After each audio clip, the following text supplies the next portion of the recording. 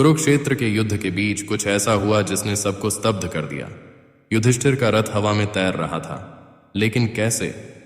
पांडवों में सबसे बड़े युधिष्ठिर धर्म के प्रति अपनी अटूट प्रतिबद्धता के लिए जाने जाते थे। सत्य और न्याय के प्रति उनका समर्पण इतना गहरा था कि उन्हें यह वरदान प्राप्त था कि उनका रथ कभी भी पृथ्वी को नहीं छुएगा। वह हमेशा पृथ्वी से 4 अंगुल ऊपर रहता था, जो उनके हृदय की पवित्रता और धर्म के मार्ग पर उनकी दृढ़ता का प्रतीक था। लेकिन फिर कमजोरी के एक क्षण ने उनकी किस्मत बदल दी। युद्ध एक निर्णायक मोड़ पर पहुंच गया था और पूज्य गुरु और योद्धा द्रोणाचार्य पांडव सेना को तबाह कर रहे थे। कोई भी उनके कौशल की बराबरी नहीं कर सकता था और हमलों से युद्ध का रुख कौरवों के पक्ष में होने का खतरा था। हताश होकर पांडवों ने एक योजना बनाई। भीम ने एक अश्वत्थामा नामक हाथी युद्ध के दौरान मार डाला था और द्रोणाचार्य के पुत्र का नाम भी अश्वत्थामा था। द्रोणाचार्य अपने पुत्र को अपने जीवन से भी अधिक प्यार करते थे। पांडवों ने उन तक यह खबर पहुंचा दी कि अश्वत्थामा मारा गया, लेकिन उन्हें यकीन कैसे आता कि वध उनके पुत्र का ही हुआ है? वे केवल युधिष्ठिर की बात पर ही यकीन कर सकते थे, वह व्यक्ति जिसका सत्य संदेह से परे था। और ऐसा ही हुआ। इस खबर की पुष्टि करने के लिए